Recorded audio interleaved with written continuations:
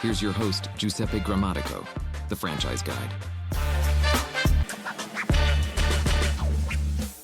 And that brings us to the area of validation, the importance of talking with existing franchisees, which in my opinion just seems like, well, that's natural, right? You're going to look at a franchise, you're going to speak with franchisees.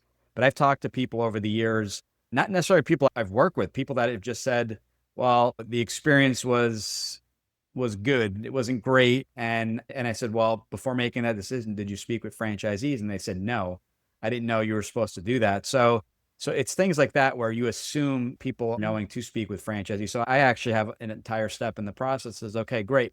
You got all the information from the franchise company. So naturally, let's talk to people. Let's talk to people that are running it semi-absentee the way you want to run it, or let's talk to people running it full-time and sometimes both. So what are good questions to be bringing up on these calls? Because this is a crucial step I see a lot of people missing. I agree with you. Our whole system is built on validation at Revum. This is like, there is no candidate who even makes it to discovery day without stopping in validation to talk to, if possible, both the leadership team on the brand and existing franchisees. And so I think it's critical. So I would say just in preparation for those calls, one thing to really keep in mind is you're not going to talk to 100% of people who have been successful or 100% of people who love it. That itself is not a red flag necessarily. There are lots of people who, for example, would tell you themselves, hey, I am not a good fit for this brand. Or you talk to them and you go, oh man, that person's not following the system at all. No wonder he's failing. So I think some of that is you have to be, as a potential investor to someone coming in,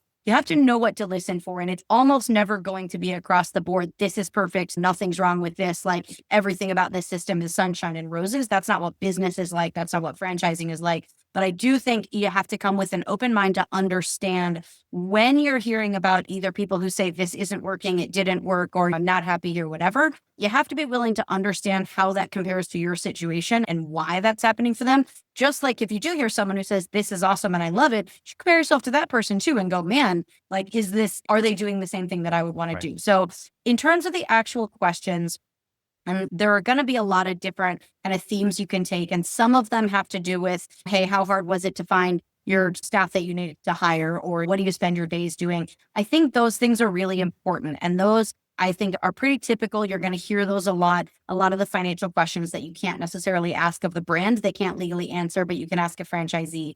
Under the radar things that I always ask, and even when we're doing diligence with a new brand to see if we want to work with them, and I'm talking to franchisees, I say, what surprised you? What was different once you got up and running than what you expected before you actually signed on? I like that one. Oh, it's huge. And I always get something good out of it. Like, sometimes you learn a huge amount and sometimes it's kind of a fun surprise. But yeah, what was different? What was surprising? What was harder than you thought it was going to be? And what actually works better than you thought it would? One to never, ever leave off your list. It seems obvious, but again, you'd be amazed how many people don't ask is, would you do this again? So sometimes you get people and they say like, no, I'm not making money or things haven't gone well, but I love this brand. And the reason I'm not making money is X, Y, and Z. And I would totally do this again. And I know I could even do it better.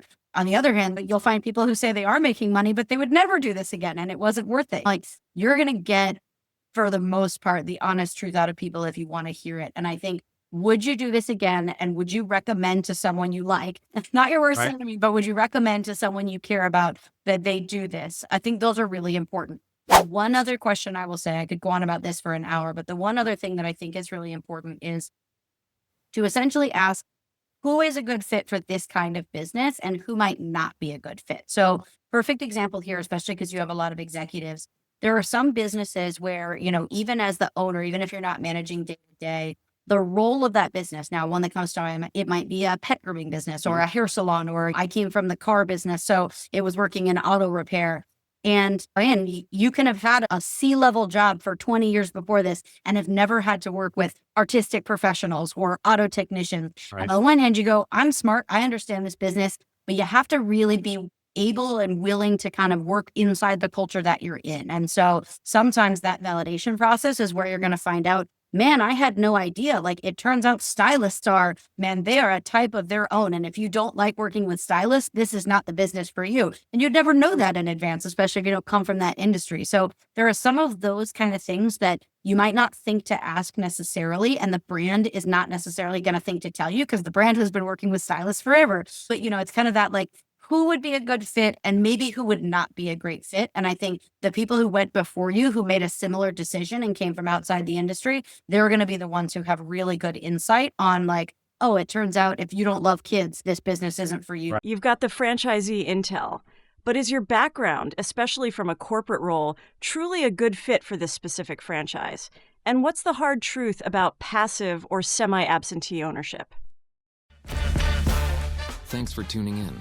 If you want to learn how to make the transition from corporate to owning your franchise, join Giuseppe on the next episode. You can also follow on all social media platforms and achieve financial and time freedom today.